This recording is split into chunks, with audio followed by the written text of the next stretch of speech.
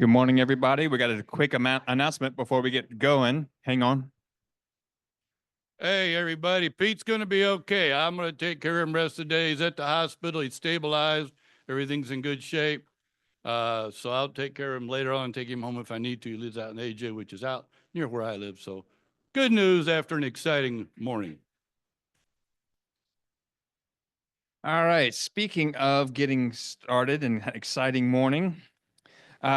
So for those of you who don't know, Pete is one of the volunteers that opens up early in the morning to get our breakfast going, and apparently was taken to the hospital this morning. So anyway, we all wish him well, and there is a support team that will be helping him out. Just making sure our lights are on. We're good to go. So welcome, everybody, to the Humanist Society of Greater Phoenix. Welcome, welcome, welcome. Woo! Oh, wow. All right, here we go. Now we're good. So, my name is Alex Sigmund. I'm the president of the Humanist Society of Greater Phoenix. Just wanted to say welcome to all of you this morning. I see a lot of new faces. If you're here for the very first time, please raise your hands. I would like to say hello and welcome to you. Welcome, welcome, welcome, everybody. So glad to have you this morning. I saw excellent conversations that were going on. So I just reminded myself I need to turn this off. By the way, these are new slides created by our communications director. Excellent in getting us up to speed on what we're doing around the community center. But this entire organization is all volunteer led. Nobody here gets paid, at least not that I know of. So we have a lot of fun here. We have a lot of events that go on. As you can see, we've got the book club, the geography nights, all kinds of cool stuff that's happening here. If there's an event that you'd like to see, come up and say hello to myself, one of our board members, especially Michelle Popejoy. She'll be helping you out there. She's got her hand, had her hand waved. Then Kate will also be able to help. Kate, hello, welcome, our communications director. And then, by the way, because this is all volunteer-led, it means that we are funded by you guys. So Roger, one of our co-treasurers, will gladly empty your pockets for you. That being said, we do appreciate everybody who contributes to the Humanist Society of Greater Phoenix. It's run on time, treasure, talent, all that kind of stuff. We have some really cool stuff happening here in the minute. Do we have a Humanist Minute? No, we do not have a Humanist Minute. Okay. So normally we have a brief summation of what humanism is to us. Somebody usually comes up here, says hello, and tells, okay, we've got one right here. Brian Calloway, come on up. As Brian is heading up this way, if I could just remind everybody out of respect for our speaker, to please silence or turn off your mobile devices, that'd be excellent. So this one's for you, Alex. And Tark, is Tark here? No? Okay. All right. The sperm that won. We are all going to die. That makes us the lucky ones. Most people are never going to die because they are never going to be born. The potential people that could have been here in my place but have now, in fact, never seen the light of day outnumber the sand grains of the Arabia Desert. Certainly those unborn ghosts, including greater poets than Keats, scientists greater than Newton, and we know this because of the set of possibilities allowed by our DNA is so massively exceeds the set of actual people, in that these teeth, stupefying odds, it is you and our ordinariness that we are here. From Richard Dawkins, Unweaving the Rainbow. So we are very fortunate to be alive, very fortunate to be on this planet, and very fortunate to be in community with each other. I saw some excellent conversations this morning. That's what we're all about, is being in community with each other, doing things with each other that help the world help make the world a better place. That being said, we're going to bring Vici up here to introduce our speaker and then go from there. It is my great pleasure to introduce my friend, Schneider. tell you a little bit about her. She's a retired political science professor and academic administrator. She has had a lifelong interest in how politics and public policy can be a positive force in people's lives. And as a native of Oklahoma, after graduating from Fargo High School and Oklahoma State, she earned her PhD in political science from Indiana University. She has held faculty positions at Yale, Oklahoma State University, and ASU. She served as Dean of the College of Public Programs at ASU and then continued at ASU until 2010 with faculty appointments in the School of Justice Studies and the Department of Political Science. Now, retired, her work continues as editor of an occasional email newsletter, the Arizona Legislative Alert, and an active member of many local organizations. She has 2 self-published books of political commentary, A Self-Confessed White Supremacy Culture and Discontinuing Racism, Essays on Race in America. And I'm proud to say that our book club actually did the book on that one. These are available from Amazon. She has 2 books of self-published poetry, desert poems, and reflections, and she just told me she didn't bring any poem with her. She has written a memoir, Living with Uncertainty, a Son's Traumatic Brain Injury, also available from Amazon. Much of her research has been to understand how people can impact politics and public policy. She has 2 sons, Christopher and Jeffrey. Please welcome Dr. Ann Schneider.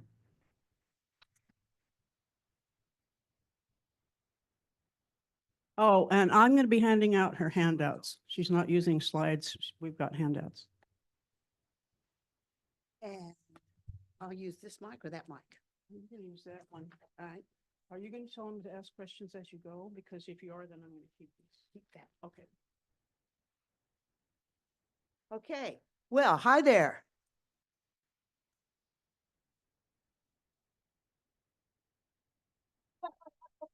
Is someone up there? All right. Well, yes. And gosh, that kind of blinds me. And your lights, did we turn these lights off always?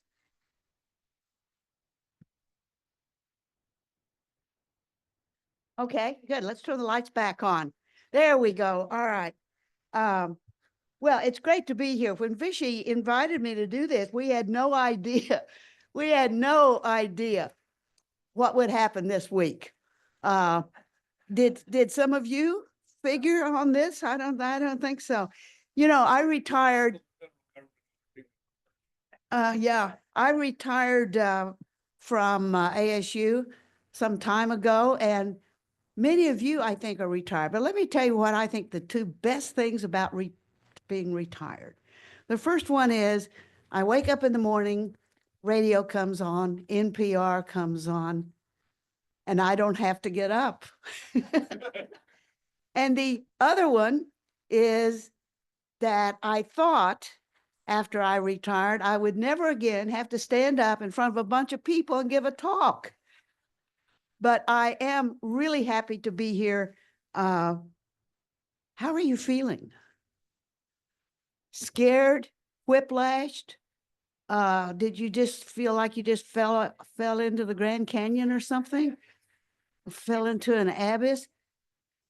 I know this is not a humorous meeting, but that does remind me of a joke. Can I tell you a joke? Okay. My son told me not to tell any jokes today. He said it's not a, anyway, there was this guy walking along the south rim of the Grand Canyon. You've done that. Well, he decided to take a selfie. So he backed off into this rock to take a selfie. And guess what? He fell off. But he grabbed a tree about 10 feet down. And so he's hanging there like this. And he looks down 6,000 feet and he looks up, help, help, help, I've fallen. Is anyone up there? Help, help, I've fallen, help. And then he hears a deep voice. I am the Lord thy God, just let go. And so he looks down again and he looks back up and help, I am the Lord thy God. Just let go. Help, help. Is there anyone else up there?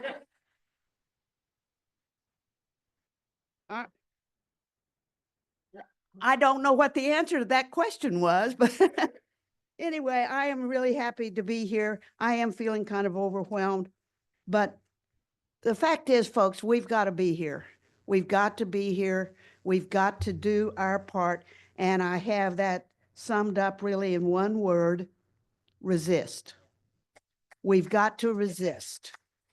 So I'm going to talk about three things. What's going on at the national level?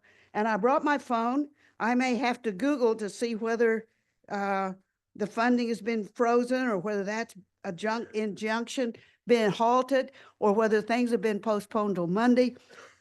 Everything is in flux. Are you all trying to keep up with this? It's all in flux. And we are being flooded, bombarded, a blizzard of stuff. And one of the blizzard this morning was just, and I think there's some truth to this, we're being blizzard with details, each one of which we need to resist. But the big issue is the oligarch takeover of our government. And that's Donald Trump, it's Elon Musk. That, what can I say? What can I say? And I'm going to talk about what's going on at the national level. And I'm going on just a bit then about what's going on here in Arizona. A few of the things I'm most worried about, and I think Diane Post is going to be here in a few weeks or whenever for more of an update on what's going on in Arizona. And then I'm going to talk about what can we do about it, and that's what the handout is a bit. Now, don't go reading ahead. Yeah, don't go reading ahead. You've heard that joke. I mean, you've heard that joke, haven't you? Okay, the two little kids, well, the little Yu went to school to visit with her 8-year-old friend. It was a Catholic school. And so they go in, they're going to lunch, and they walk past a big bowl of apples. And there's a sign there, it says, "Take only one. God is watching." It's a Catholic school. So then they finish and they get out at the end, and there's a big bowl of chocolate chip cookies. And but there's no sign. So the little Yu friend writes one, says, "Take all you want. God is watching the apples."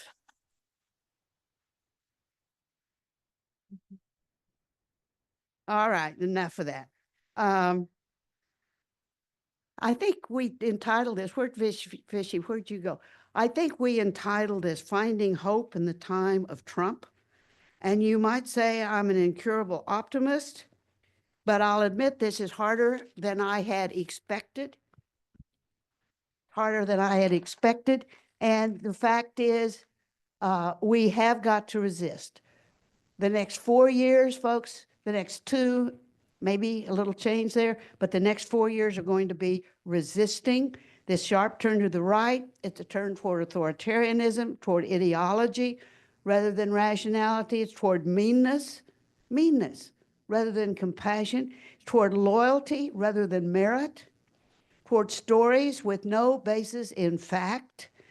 And half the people in this country voted for Donald Trump. And I suspect not half of you didn't vote for Donald Trump. But we've got to realize that this road heads right straight down the path toward tyranny.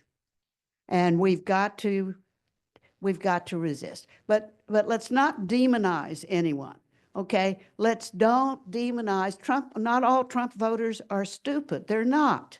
They really aren't. They're not evil. Not all, Robin DiAngelo may tell us all white people are racist, but they really aren't. You know, we've got to resist demonizing and instead keep our head and try to usher in a different era, one that's based on fairness, equality, regardless of skin color or gender. We need values such as compassion, rationality, by which I mean the scientific method, logic, and facts. Let's judge people by their character, as Martin Luther King tells us, not the color of their skin. But now let me in a nonpartisan setting here, in a nonpartisan way. Let's just remind ourselves of what's happened over the last, 13 days, 14 days, 2 weeks, 15? Who's counting? Anyway, what is an executive order? An executive order, Article 2 of the Constitution, I'll read it, vests the president with executive power over the government, including the obligation to take care that the laws be faithfully executed. That's what an executive order is supposed to be. That is not what he has done. He's using executive orders, in fact, to create new laws, head new directions, and in fact do things that are just flat out unlawful. Unlawful. Most of these executive orders, statutes have to be passed by Congress, right? Congress has to decide where the money's going to be spent and how much, not Donald Trump. Anyway, all right. So this is the worst of Trump last week. Is it going to get worse? All right. Can you still hear me? All right. I don't even know which one to put first. And I'd like to hear from you. So if you have something you want to say while I'm talking, go ahead and stick your hand up in the air. But we'll have time for Q&A at the end. Anyone heard of Doge? D-O-G-E? Doge. Doge is the Department of Government Efficiency. And this may be, in some ways, I think maybe this may be the most dangerous thing that has happened, because Doge has let Elon Musk get access to massive data files, including the Treasury Department files on financial disbursements. Now, I don't know for sure. Everyone seems really, really worried about this. And I think to myself, well, what if he looks at my Social Security check? So what? But the potential for stopping funding with line item hacks or messages or something of anyone he doesn't like, groups he doesn't like, freezing the money. For example, USAID. Anyone heard this morning what's happening to USAID? I think, well, their money was frozen, okay? And they distribute money all over the world. And if that's frozen, people don't get their malaria shots. People don't get their HIV shots. People all over the world don't get, people right here don't get their Meals on Wheels. That one may be the most impactful thing that he has done. But a second thing he's done, and I think most of you, anyway, he can't do that. It's unlawful, and yet he did it. And judges all over the country are issuing injunctions to stop this. And then there's a hearing several days later, and then maybe something stops. But what if he doesn't stop? How do we enforce this? The second one on my list is birthright citizenship. I think everyone knows what that means. It means if you're born in this country, you're a citizen of this country. That's the 14th Amendment that's in the Constitution. Now, what did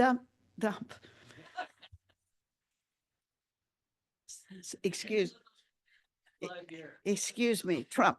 What did Trump do to this? He issued an executive order and wiped it out. Now, let me ask you, do you think he was stupid enough to think that he actually could use an executive order, which is a lawful thing, but like I read, it's to let a law be faithfully implemented. This doesn't faithfully implement anything, right? Is he stupid enough to think that he could get away with that? Or no, I don't think he's that stupid. I think he thinks he can get away with it. But a dictator can get away with it, an elected president cannot. And this is where I think the rubber hits the road. He thinks and wants to be a dictator. Do you remember what he said when he was elected? He told people, vote for me, you'll only have to do it once, we're going to fix things. What do you think he meant by that? No more elections. That's right. We're going to fix things. And this, he thinks he can issue an executive order to change the Constitution. Well, that's been put on hold, but it's going to be in, Okay, the third one that I have on my list, Doge is first, the birthright citizenship, is the federal spending freeze. Okay, he froze all federal spending. Now get this, he froze all federal spending. That was a memo that came out from the Office of Management and Budget, OMB. But then he claimed he'd rescinded it. But then the press secretary clarified by saying the memo had been rescinded, but the freeze was still on. Go figure. But information is trickling out slowly as organizations and agencies figure out they can't access their funds. And he has granted access to Elon. Is it Elon? Elon? How would you? Elon Musk and Doge to access these records. Now, what do you suppose he might do with these records? That's what I keep trying to figure out. And I really don't know. But can you imagine the confusion and the havoc if someone just said, let's get a random numbers table here and let's just go down the list, and a random number 13, find organization 13, stop their funding. Stop their funding. That's the next number, 36, stop their funding. Can you imagine the havoc that would ensue if someone did something? You freeze everything and everyone knows, okay? But what if someone did something really, I shouldn't even have mentioned this, should I? But anyway, Trump is a president. He is not a dictator, but he thinks he is. He's acting as if he is. The third one or the fourth one on my list, again, maybe this is the worst one. He's replacing merit-based federal workers with Trump loyalists. Okay, you probably saw this. How many of you saw this? Did any of you get the memo? There was an email memo, and a friend of mine actually sent me a note saying I got it because she's in the Fed. She's a federal worker. He invited by email the entire federal workforce, 2.3 million people, to resign by November 6th. That was last Thursday. And if they did, he said they could get paid through September. They were told by email. And all they would have to do would be to respond to that email, but with the word resign, a 6-letter word. It's not a 5-letter word, it's a 6-letter. Any of you play Wordle? It's a 6-letter word. It wouldn't work. Resign and hit send. Now, this harkens back very much to the Project 2025. You've all heard of 2025. That's this, any of you read it? It's 900 pages, a 900-page manual of how to dismantle democracy and how to dismantle this government. It was put together by Russell Vought, among others, who is now head of what? What's he head of? Office of Management, White House Budget Office. Anyway, they're taking stuff right out of that handbook and doing it. Now, the deadline on this resignation has been extended to Monday, and as of yesterday, about 2% so far have resigned. Now, again, dictators replace merit-based workers with loyalists. Presidents don't. We have a civil service. People take a test. Many of us took that test, or you took the FSEE test, right? To get a job in government. Again, this is something a dictator does, not, we need to call it what it is, folks.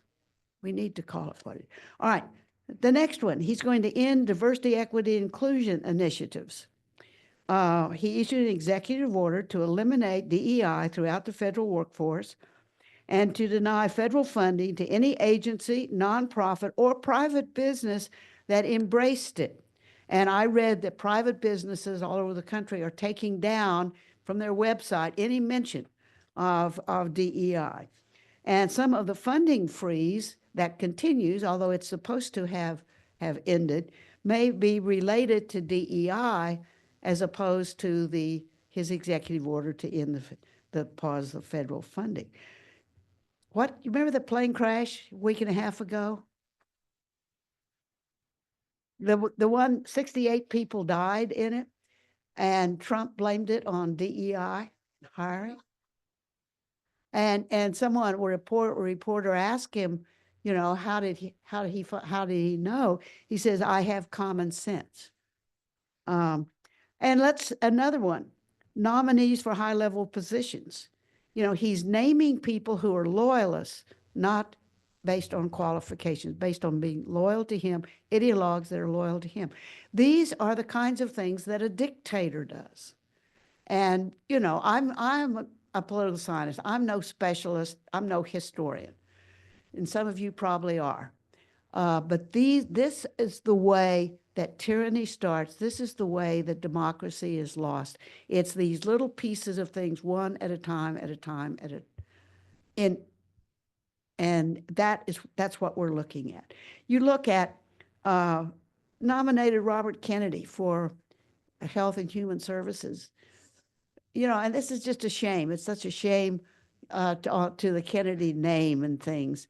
But he's an anti-vaxxer until last week. And last week he seemed to think vaccines were okay. But these people, who was the woman that Tulsi Gabbard. You know, this is just, he's going to fill the cabinet with loyalists. And what's Congress doing? Right now, Congress is still, well, I'll get to that in a minute. He also pardoned 1,500 and some people who participated in the January 6th riot, right? He's put tariffs on Mexico, Canada, and China, and then postponed them, and then changed the size of the tariff as if they're not going to retaliate on us, which of course they'll try to do something, because he has plans for mass deportation. What does that mean? Mass deportation.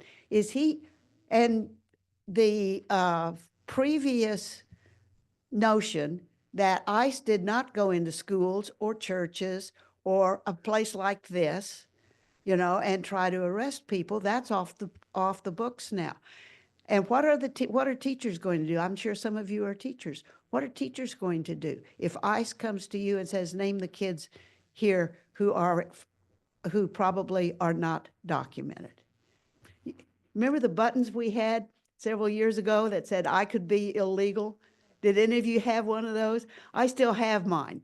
And the idea was, it came from Linda Greenberg, New York Times columnist. She said, I hope I walk the streets of Tucson and everyone I see is wearing a sign that says, I could be illegal. That was Senate Bill 1070. But that's the kind of thing we're talking about in terms of mass deportation. He's talking about quotas for ICE officials, quotas for how many people they round up. He's talking about mass dismissal of FBI workers who worked on the January 6th cases on those convictions. And of course, the Gaza Strip. What do you suppose he's going to do with the Gaza Strip if he gets it? Turn it into Dubai. I see he's big dollar signs and big hotels. Now, what's being done? There is pushback, all right? State attorneys general, including Chris Mays, are filing suits as fast as they can. And as slow as it may be, the courts are going to have to stand up. So far, the courts are standing up. I'm really curious to see what's going to happen when some of these cases get to the Supreme Court.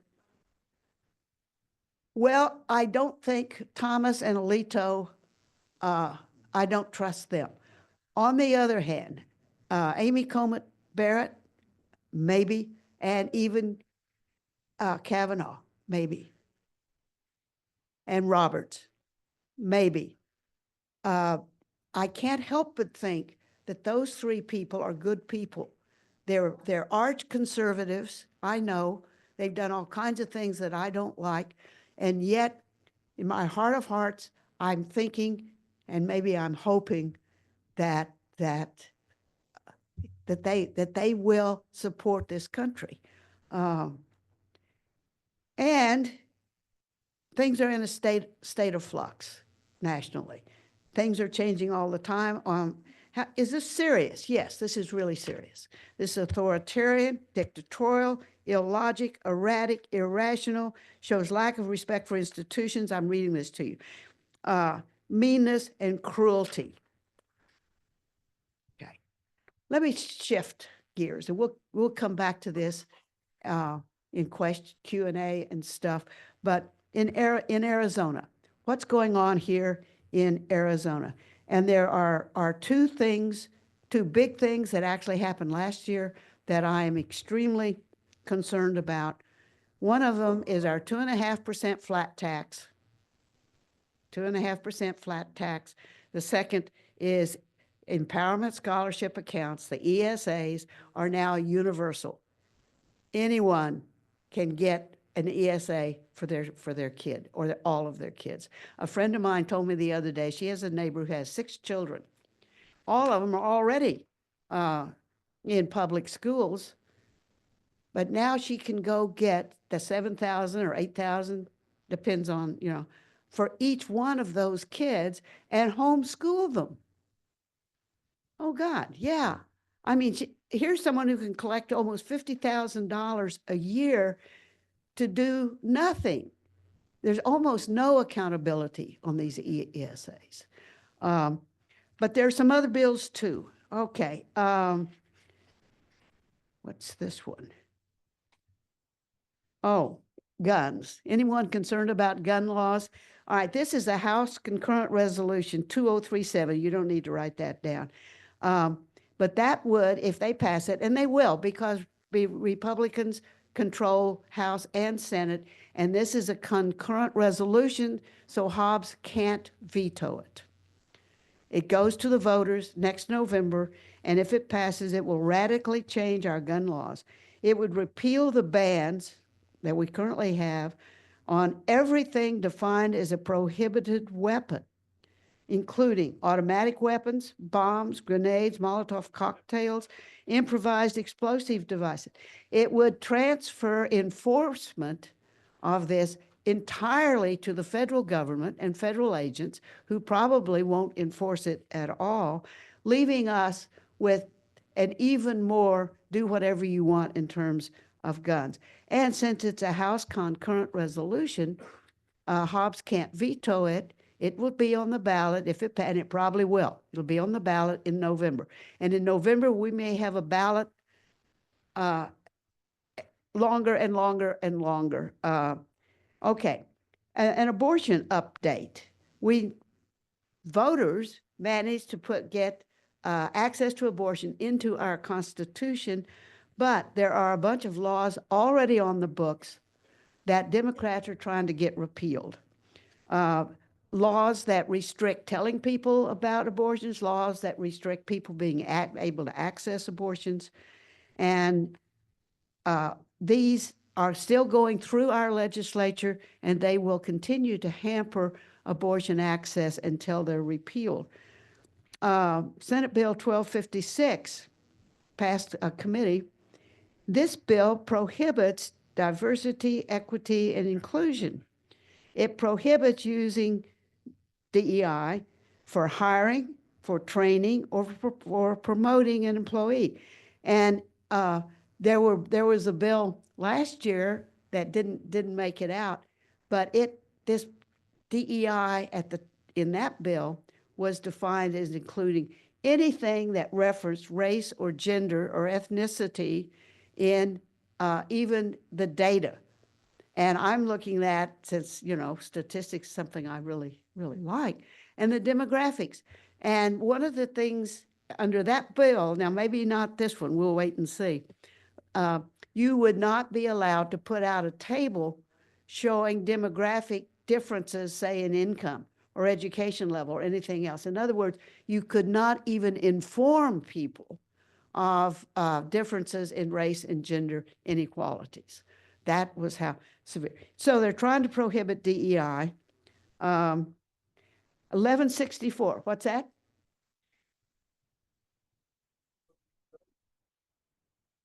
People can't hear you.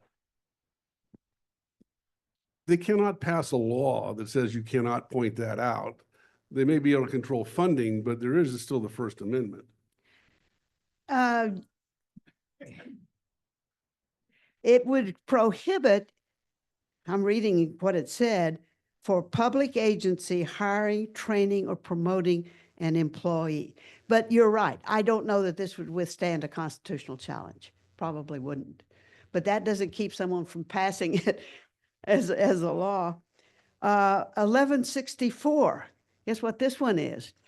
This requires cooperation with federal agents. Okay? This will be heard February the 10th. Is that tomorrow? Yeah. It requires local and state law enforcement officials to cooperate and assist federal agents in the enforcement of immigration. So even if you've got a local police department that isn't going to, go running through the schools to find out if there's someone illegal here, that you're required to cooperate. Oh, and one of my favorites. You have a question? I have a clarification about the research stuff. Okay, So I'm actually in research right now, good. and I'm doing research with NAU through their occupational therapy program. Mhm. And recently, what came through with the research restrictions for any kind of federal grant funding, there's this list of words that we're no longer permitted to use. Yeah.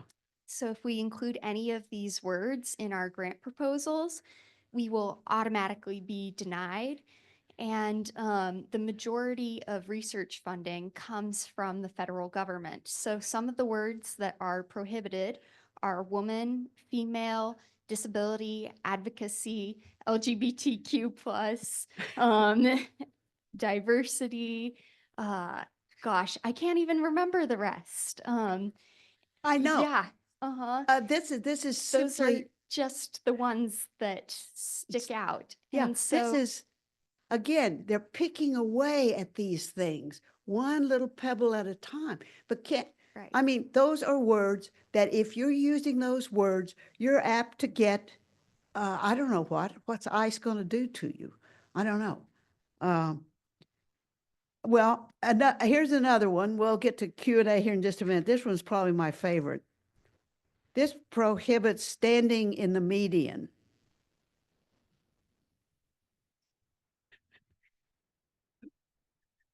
It makes it a law to stand in the median of a highway and, stand in the median of a highway and hold up a sign or cluster at an intersection and block traffic.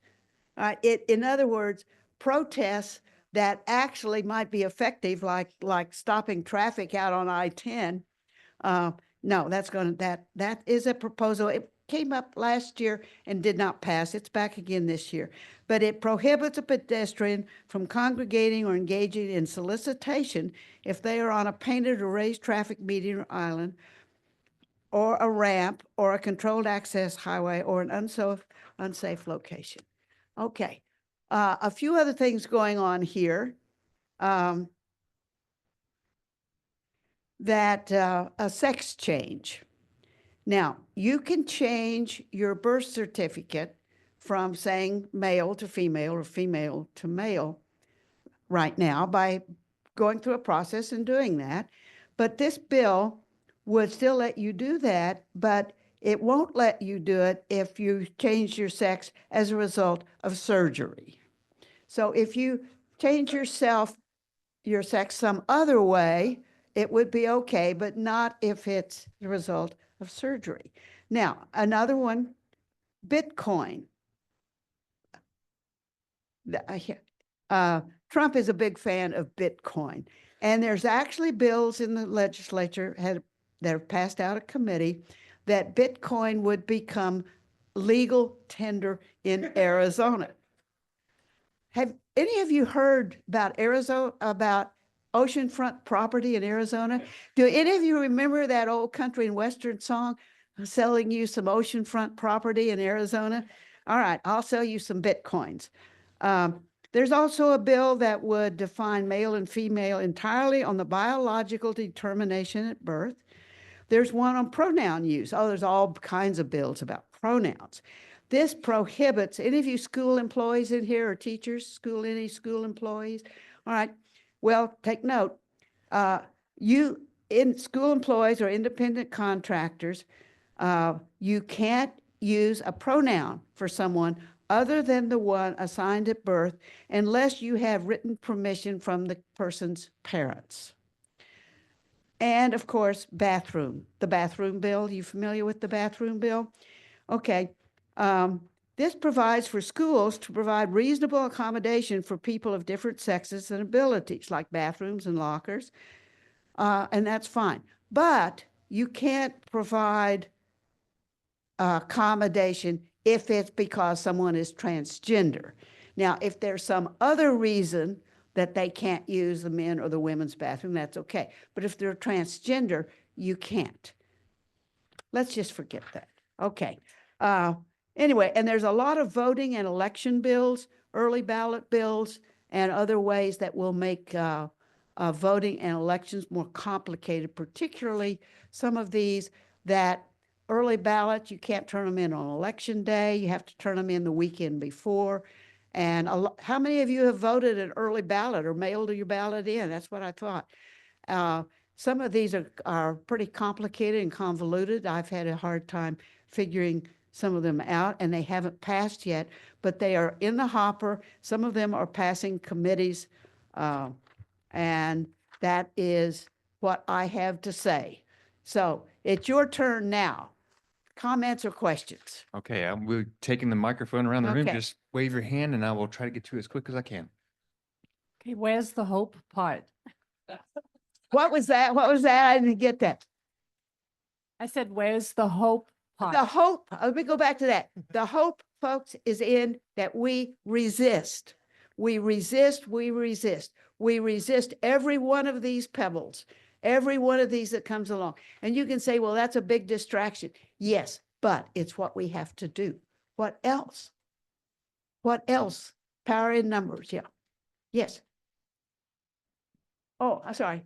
All right, so I have another comment and question. Like we have that researcher from Tucson talking about all the list of words, right? Huge list of words that's barred that you'll disqualify your grants and so on. Not only that, what they're doing in all research budgets, we have about 50% of them discretionary budget that pays for facilities and student workers and so on. They're cutting that off. That's going to kneecap all research. You cannot do that anymore, okay? And on the other hand, we have problem. Our NSF director, who used to be an ASU professor at one time, right now, and he has been succumbing to all this demands by the Trump administration, and our university administrators are doing anticipatory obligation and obedience. Okay, what can people do to stop this obligatory anticipatory obedience to the administration? You know, what can people do? I don't know. And I do know that they have stopped the indirect rate on grants and contracts. That's what the university takes off of the money you would actually use to do your project. But it's what actually enables the university to provide the accommodations, you know. And they have frozen the indirect rates, which, so they, what can you do? You resist. Honestly, well, let me talk about resist. I'm going to talk about that. I'm going to talk about the flyer. All right. I'm sorry. This is part 3. These are things we actually can do. Does everyone have one of these? And if you don't, there's a QR code up there in the corner. QR codes are magic if you can figure out how to do them. All right. Make, up there in the top left corner, make 5 calls. My niece in DC sent me this one. You can Google, make 5 calls and see what happens. You don't even need to know any phone numbers.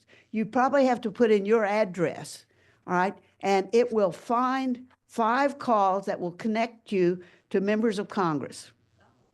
This is really, that's what it did for me. I hope it works for you. You can, down here, send a message, resist. You do this on your phone. You click on that message up there in the top right-hand corner. There's a little box with a pencil. How many of you use this? I'm sure you have, right? You've used message on your phone? Surely you have. Okay, all right. Type 50409 in the to box and write resist down in the message, right? And then follow directions. It will ask you what you want to do. Do you want to write a letter? Do you want AI to write a letter? Do you want to send an email? Do you want to, what do you want to do? Who do you want to send it to? And if you put in your address, it'll tell you who you can send it to. And I would say, folks, let's make 5 calls. Let's make 5 calls every day. Pick out one of these things, okay? One of these, just one. Call about merit-based federal workers today. Call about DEI initiatives tomorrow. Call about fussing about those pardons that he issued. Do that. Just make a list. Make those calls. They go to Congress. You could say congressmen don't pay any attention. They do at least count. Everything I read says they at least count things. You can send a message. And right here, who to contact. Those are the addresses for Congress and then the state legislature. You hit that HTTPS, et cetera, put that in, your address, your members of Congress will come up. And over on the right, your legislators will come up. 202-224-3121, that's the general phone number for the congressional office. I honestly think you could call that number and say, I want to talk to the Congress people from Arizona, and they would direct you there. Now, when to call? Just do it. Do it while you're drinking coffee. Do it when you go to Starbucks. Do it while you're watching something at night, TV. Calling is better than emails, and probably even better than letters, but any contact will at least get counted. And meeting, especially with legislators or Congress people, if they're here, we should do that. And when you meet with a legislator or a congressperson, remember they're people too. Even if they're Republicans and you've had nothing but angry exchanges with them, be polite, be kind, be thoughtful, and let them know personally, I really care about this. I really care about this. Simple, I am concerned about the President of the United States. That would be it. Then down at the bottom of this, the area code's 202, and those are the phone numbers for our congressional delegation, and that's the email address. So this is Advocacy 101. How to do that? We got a question. I got to get my glasses on. Yes. Questions, comments? I would, Yes. okay. I have a comment. I was at the 5051 demonstration the other day. Okay. Someone told me about an app called 5 Calls. It's a digit 5 in calls. Just go look it up and you put in your zip code and you can have it on your phone and it's supposed to know where to, Yeah. that's just a comment. Yeah, Like- it's right here. It's on the top left-hand box. Okay. On the So hand- you don't even have to Google it. Just go to the Play Store, or just go to the App Store. Anyway, my question is, I found out about that demonstration about an hour and a half before it started. So did I. I would like to be on an emailing list somewhere, because there's no reason that I cannot go out there. No one's depending on me I don't work, I'm retired, and I'm not afraid of being arrested. So, I'm I with just you. need to know when and where to show up in enough time to be able to do it without having to jump through hoops. I wish I knew, because I don't know. I do know this 5 call things works, and those are the directions. I put everything in Google, but yeah, you can just do 5 calls. But I don't know, maybe someone here knows. I don't know of any central kind of place to tell us in time to get there that there's going to be a rally down at the Capitol building tomorrow at noon. This is Sunday. Is there going to be one down there tomorrow? I don't know. And I feel right now, those of us who are trying to resist are just kind of woefully out of touch. We're just not very well organized. So does anyone here know? I've got a pencil. Yes, I'm next. And I believe this may help with your question, although it's not a specific organization. Okay. And may also help the gentleman about general resistance. May I direct everyone to our lovely friend Project Gutenberg, all free resources for texts, and the Simple Sabotage Field Manual by the United States Office of Strategic Services. I'll say it again. Simple Sabotage Field Manual by the United States Office of Strategic Services. This was the field guide put together and compiled after World War II from the Polish resistance. This is the specific guide to follow in order to resist a fascist regime. You want to throw your monkey wrench in the works? This is how you do it. Okay. Okay, Simple sabotage. Simple Again, Sabotage Field Manual. I Google everything and stuff shows up oh, you could write it down, but yes, thank you. But resistance is what we have to do. We just have, and people in terms of political advocacy, people gravitate toward what interests them. So don't feel bad that you're focused mainly on education or on mental health or on the environment or on the fact that what's Trump going to do now? They're going to review all of the national parks and national monuments. Did you see that in the paper this morning? Gravitate toward whatever interests you and contact, especially if you're in a Republican district, contact the Republicans, but the Democrats too. Tell the Democrats, thank you. Thank you for standing up.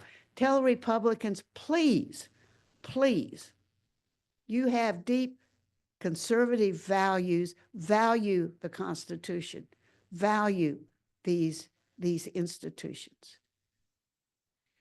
Just real quick, in comment to what you were asking, maybe other people know this organization is called indivisible.org. So that would be a good place for you to start. Mm-hmm. The one that I see the most is the Prescott Indivisible. Is there one here in Phoenix or in Mesa? Okay. And I think they will be gearing up because that is a national organization, Indivisible. Okay. Yeah, I just had a quick comment as well. So I just wanted to point out to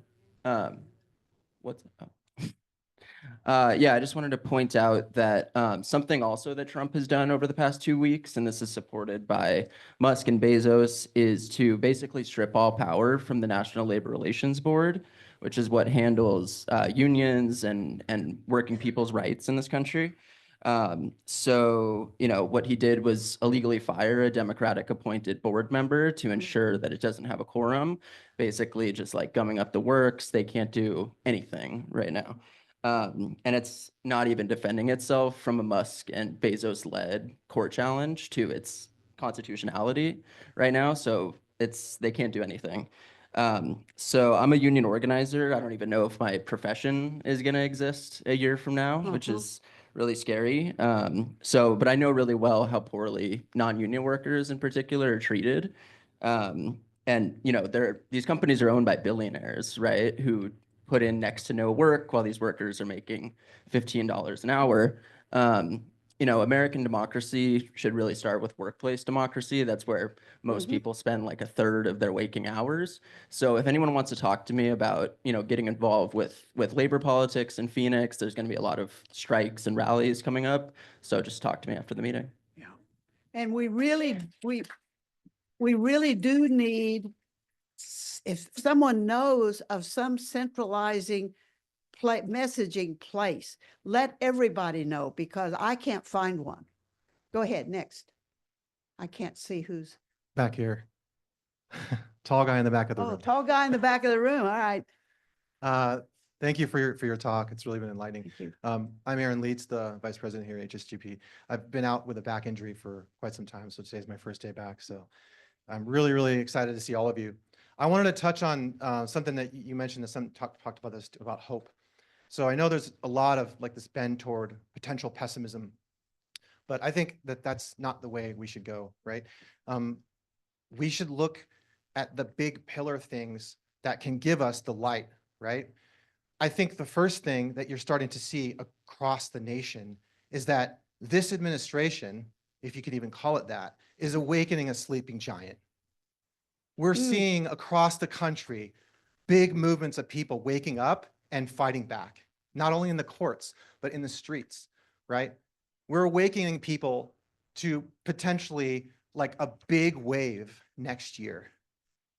The second thing is that the second thing that gives me hope is that you guys are sitting here. Yeah. Right? The more we build this community, the more we have a massive movement that becomes a tidal wave that they will not be able to stop. So yes, we are having challenging times ahead, but the moment that a massive movement is awoken from our potential, slumber from years past, it's just going to steamroll right over them. Don't give up. We will keep fighting and we will win. Yeah, thank you. And that's so true. Resist. We have to resist every single one of these pebbles. But I got an email this morning says, don't pay so much attention to all the pebbles.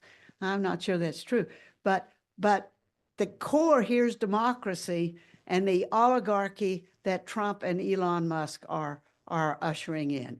And so we've got to pay attention to the big picture. Yes. go Okay, ahead. some other places, Indivisible is a good place to go and find out what's happening. What is? Indivisible. Indivisible, okay? yeah. We have Chispa, Arizona, CHISPA, Chispa, Arizona Environmental Action Group, and Okay. they have a lot of listings. We have Arizona Progressive Democrats. They have a WhatsApp group. They have all those things, everything going on. Another thing I would say, everyone get out of that cesspool, knows that Twitter or X, get into Blue Sky. And Blue Sky, go #protest, and you can find out a lot of information about all the protests going on. At Blue Sky, everyone should join, okay? Thank you. All right. And Blue Sky. Okay. We have a question up here at the front. I'm heading to you, sorry. More of a comment. February 28th, I don't know if anybody's heard about this, to not spend a penny on anything February 28th, no matter what it is. If you have to, small businesses only, but no big corporations, no spending on February 28th. And that'll lead to maybe 2 days of no spending in the big corps. And, just hitting them in the pocket. I had not heard that. What about Starbucks? So speaking of advocacy that we can do across the valley, March 6th is Secular Day at the Capitol through Secular Coalition for Arizona. If you can take the time off, I will be there. I'm a small business owner, so I will have taken the day off so that we can do advocacy at the Capitol. And what did you say? It's March 6th is what? It is the Secular Coalition for Oh, the for Secular Arizona. Coalition. All right. They are doing their annual Secular Day at the Capitol. Okay, perfect. Yeah, so I got a question. I'm a first year political science student at ASU, so it's been quite an interesting year, to study political science. But I have seen firsthand waves of hate, especially towards minorities and students at ASU that disrupts our education, but there's also groups that are resisting and are protesting and, raising their voices, but there's still so much to do on campus. So what is your advice for students that has been students has been historically a tool for change and advocacy, right? So what is your advice for students? How can we bring this information and resources to campus? Oh, wow, that's a big question. And it's a big issue anymore because it's so much more. Anything that you do is going to be met by someone on the other side. I just be active. If you've got, speak up. If you've got, a flyer, hand it out, talk to your friends. There are organizations, although I'm not familiar with them right now, certainly organizations that would be helpful to help you find a group, right? Find a group, magnify your voice. Again, pick something out, right? Movements, social movements, political movements, rise and fall based on the momentum of events, right? If you want a student movement to work, you need to hope that someone does something really stupid so that you can, in fact, have a reason to be out there. then you kind of wait, okay, until someone else does something really stupid, and then you can I mean, we used to get together, it'd be 20 of us. And then the administration, this was back in the 60s, you know, would do something really stupid, and the next day there would be 100 of us. And they would do something really even more stupid, and then there'd be 1,000 of us in front of the library, right? That's the way, take the momentum, work from one event to the next, and pay attention to this stuff. When NPR announces that he's going to review all of the national parks and national monuments, right? Where are your environmental friends? Say, no, wait a minute. Who's going to review them? What for? What are the criteria? Okay? And that's why we're being bombarded with this stuff. Yes. Okay? Secular Student Alliance, right? I just want to say thanks also, for your talk and also for some of the optimistic and, hopeful comments. That's why I came here. So I'm an immigrant from Germany. And as you can imagine, what's happening here is really hitting me hard. Oh, yeah. Yeah, and sorry, I'm going to get emotional. But in 1933, as you may know, Hitler, he invoked what was an Enabling Act after the Reichstag went up in flames, and he blamed it on the communists, right? Mm-hmm. So what happened after that, you can look that up. The Enabling Act allowed him to basically have dictatorship powers, right? And he basically invoked the martial law. So my question to you, as someone who's familiar with politics and how things are supposed to work, what is your evaluation of that possibility? And again, I don't want to be fear-mongering. I'm all for hope and I want to be optimistic. But I've seen this happening slowly, and there's so many things that are happening. Now he's named himself chairman of the board of the John F. Kennedy Center. Senior Yeah, Center did you for know that? Performing Arts. Like all these things, trying to invade the arts. Like these are all subtle changes that he's implementing, and that, excuse my language, shit is dangerous. So anyway, what is your evaluation on that? Talk just a minute about political participation. First, people really gravitate toward a topic they're interested in and the kind of participation that they're good at. Some of you are good at being in the street. Be in the street. Some of you are good at writing a letter to the editor. Write a letter to the editor. Some of you have a phone, surely. Make 5 calls. Okay, So gravitate towards something. Like I said, we're being hit with a barrage, a flood, a snowstorm, a hailstorm of stuff. And I don't know really how to do this, except do the best you can. Do something. I'm sorry, go on ahead. TikTok, there's a post that how Hitler dismantled a democracy in 53 days. Yeah. 53 days it took him. Yep. But every move that he made is what Trump's making. Yeah. My question would still be the martial law possibility. And I did some research on that online, and it's not very, very accurate, very definite. And that's my worry, because he's doing so many things that he's not allowed to do anyway, and yet he's doing them. We're thinking like normal people, right? This is a bully in charge. And so my concern is the whole martial law thing. And what I did find something about Congress having to approve it. So It's being ignored. Exactly. So I don't know. Anyway, Yeah. I was No, hoping you it's may right. have more Congress has, information on that. a lot of this stuff is just flat out unlawful. What do we have to count on? We have to count on our institutions and professional ethics. And that's what we have to count on. But we've got to count on institutions that will hold the line and professional ethics. Lawyers have professional ethics. So do accountants. So do teachers. We've got to find good people who will try to hold the line, draw a line. And I think we've got to react every time something happens. I hate to tell you this. Make another call. Read it in the morning. Listen to NPR. What's the most recent one I heard was he's going to review all of the national parks and national monuments. Well, where are the environmentalists? Fuss now about that. Now. Make 5 calls. Mention that one because that's, okay? Yeah. Hi, my name's Dan, and have you heard of anyone, to me, Elon Musk's, where his power is in his company, the Tesla, Oh, yeah. because Elon has gone over to Europe and protested, basically saying effectively that they shouldn't look to the past. They should not, the Nazi, don't kind of blink that out, and just move forward in that type of, I don't know, segregationist attitude. And one of the protests that people in industry, or I should say in investment communities, is to divest themselves. So has there been any call to divest all of these, like the student unions and all of these other big funds of Tesla stock?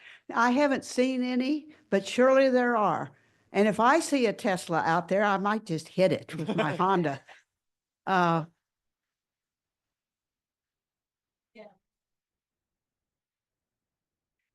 Here we go, over here. Thank you so much. And I just want to thank everybody as well for being here and taking the time and also voicing, each and every one of you as you're talking about resources. This is what we are doing, this is how we are coming together and making change right here.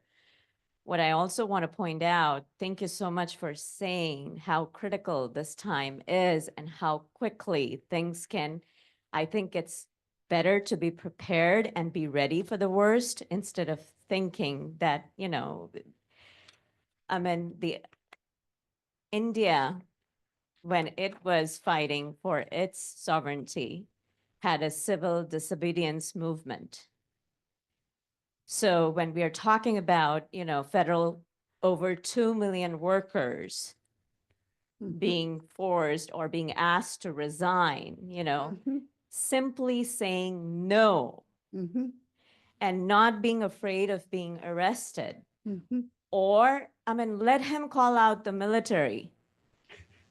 If people are disobedient in numbers, in large numbers, then let him take the action which the whole world is going to watch.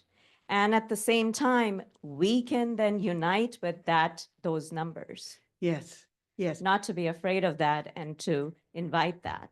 Yeah, thank you. Unfortunately, we are just not very well organized.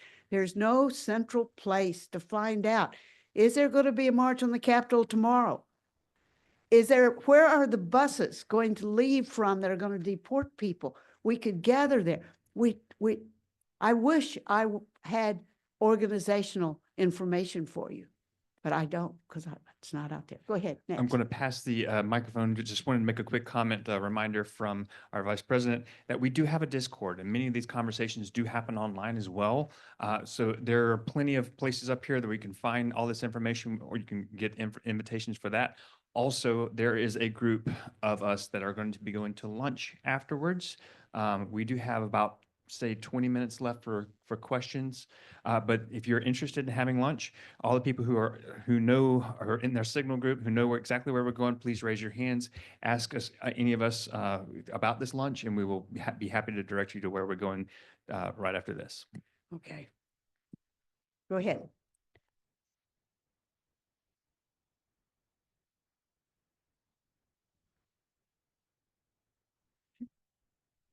In response to watching his cronies doing their thing during the inauguration, I decided to immediately divest and deleted my Facebook and Amazon accounts, which a small thing because I hardly ever used them anyway, but nonetheless, try to hit them in the pocketbook as quick as I could. Yeah. Labor relations, we're not restricted. This whole phenomenon isn't restricted to the US, of course. I just heard on the way in here this morning that Amazon built a warehouse in Montreal, got a big tax break from the government there to do it over the next 15 years. And then after the 3,500 employees at Amazon there succeeded in unionizing, shut down the warehouse Mhm. and all. But they are not sitting back and taking it. The Okay. 3,500 people there are Yeah. going through their union to resist. I know a lot of people are doing things like getting off Facebook and email, but I'm not. Because I want to know all this stuff. So it's kind of a two-edged sword. Yeah. Next, more comments, more questions? Yes, we have one over here. And there's From one of over, my favorite people. and there's one up here. Thank you so much for your presentation and for bringing so many people together because this is what we need to do. Oh, sorry. Just hold it up to your mouth. Oh, like this? Yes, Okay. you got it. All right. So thank you. I think everyone heard me say that. I just wanted to say in terms of the environmental reviews, the monument reviews, this is actually tied in a lot with restoring nuclear, the mining of uranium, Yeah. which of course is opposed by the native peoples. And so it's an issue that's of enormous importance to native people in Arizona and other states. And there is on Thursday, is it Wednesday or Thursday, Sharier? I think it's Wednesday. Environmental Day at the Legislature. It is Wednesday. And Sandy Barr was here a few weeks ago. So you can contact Sandy Barr and get enrolled in that if you want, or you can just go down because many organizations, CHISPA, Sierra Club, and many other organizations are down there. There will be speakers the whole day. I think it starts at 8. And you'll get a chance to, connect and maybe more than just connect, become involved with some of the environmental organizations.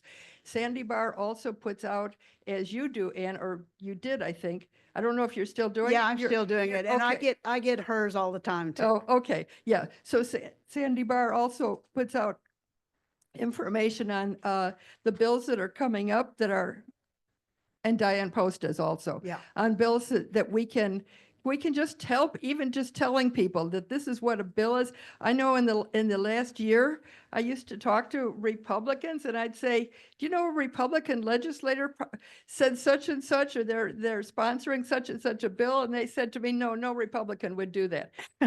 So people don't know.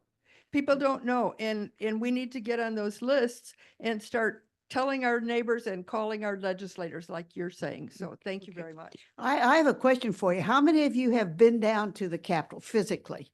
That's great. It's not hard to do, folks.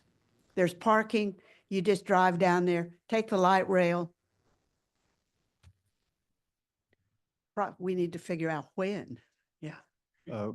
I was wondering, it seems like the court system is going to be instrumental in trying to keep all this under control. Does it make sense to try to contact judges and kind of voice your opinion as to Well, what direction you think things that's, should go? again, I don't, because I just value the independence of the judiciary. But if you're going to contact judges, it would seem to me, urge them to follow the law, pay attention to their professional ethics rather than traditional lobbying on one side or the other. But I don't know. I don't know how you all feel about that. I don't actually do it. I just don't lobby the courts. Over here. Yeah, just a quick note for those who don't know what Discord is. It's just a chat app for community chats, free. You can use it on your phone. So Discord, Discord. If you want to get on there, we always communicate throughout the week and stuff. And another big thing, of course, is in community is just squad up, right? Right now is the time for us to squad up and get as consolidated as we can as a group to protect one another through these tough times. If we can do that and grow, we will win. Okay, thank you. Here's a question up here. Okay. Or comment. Here we go. Coming to you. It's not a big thing, but I just feel compelled to say it. We talk about the loyalists following Trump, but Kennedy and who's the woman, Gabbard, are opportunists. They're not loyalists. So there are going to be more and more opportunists showing up. So just beware of the turncoats and the carpetbaggers, opportunists. The other, people are saying things like, you can't follow every little thing, but I think it's a both and situation. I think you have to, the devil's in the details. So you have to do the little stuff and the big stuff, which is a big task. So maybe divvying it up or something like that, but it's a both and Yeah. situation. And again, people gravitate toward the things they're really interested in. And no guilt here. Don't feel guilty that you haven't done this yet or this. Pick something, pick out something. Look at this handout, make 5 calls. You can do that. So I have a lot of friends and family who were Trump supporters. And we ended up just not talking about it because if we did, there would be just total discord, in our relationships. And I have to say that now I'm sorry that I stopped talking because a lot of these people, my friends and people I know, were uninformed. They would say, oh, it's too upsetting. I turn off the TV. I don't want to read anything. And even though sometimes it would upset me, I would keep reading. I'd read articles on both sides. I would, at least once a day go on the internet and see what's happening. And I feel like I'm an informed American, but I'm surrounded by uninformed Americans. So at this stage, what do I do? I can't say I told you so. But I mean, how can I, convince these people what's happening? Because they're not watching. It's a really wonderful question. I'm sure all of us know people, and we don't know for sure how to. I'd say first, be compassionate, be kind. I really don't know. There may be people in here who supported Trump back in 2012 or 2016 or something. Just be kind, be compassionate, be firm.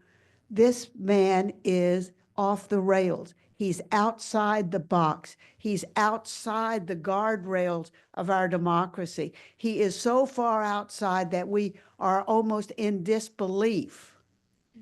And maybe put it that way, that I understand why at the time he may have seemed really authentic. He was telling it like it is and things, but he's outside the guardrails now. And unfortunately, I can agree. I know exactly what she's talking about because I'm in a similar situation. And what I usually tell them is, I share this quote with them, which is, those who sleep in a democracy may wake up in a dictatorship. I do feel like we're on a slippery slope toward a tyranny, that Trump and Musk together, the power and the wealth together, this is an oligarchy waiting to happen. And they are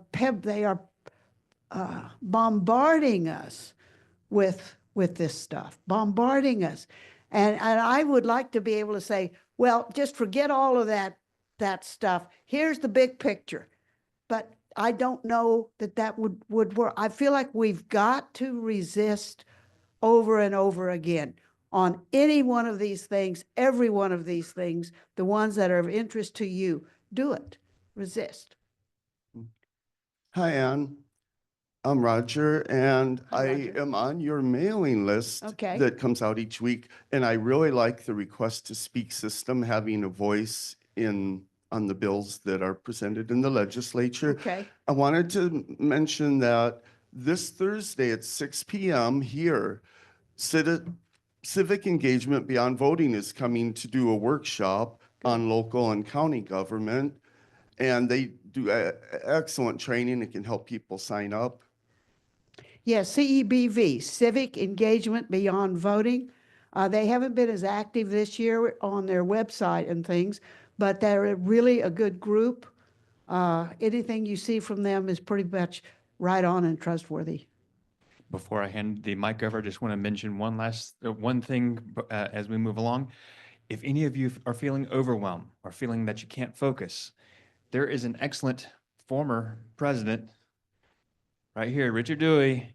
runs Humanist Meditation. And meditation is a fantastic way to keep focused, keep calm, and keep the compassion and love for your fellow human beings within you. So look up humanistmeditation.com and take one of his classes. It's fantastic. Hi there. So one thing I think we can all agree on is that it's not going to get better for a while. I know this is about hope. So it's going to get a lot worse. And I wanted to offer one thing that, you know, I've found since coming to this place shortly after the election is this organization does a lot of wonderful charitable work, and it just seems to be going, you know, we seem to be doing more and more. So there is an outlet here to do good in the world because there's going to be a lot more people suffering in the short term, in the midterm. And so anything that we can do to help people that are being marginalized right now is really valuable and one of the more valuable things that we can do. If there's no other questions or comments, let me just leave you. Oh, we still have another one? Go ahead. No, I'm just gonna let everybody know Pete's being released from the hospital. He was just very dehydrated. Okay. Nice. Let me just leave you with one final word.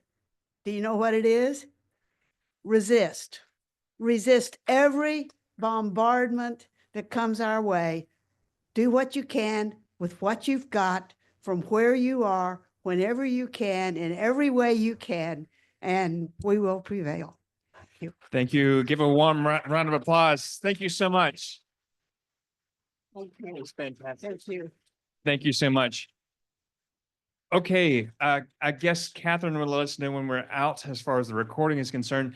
Again, we are going to lunch after this. We're going to Social Hall. If you don't know what that is, for the people who are going, please raise your hand so that we can give you directions on where to go. The last thing is there's plenty of food in the back, and we cannot put that back in the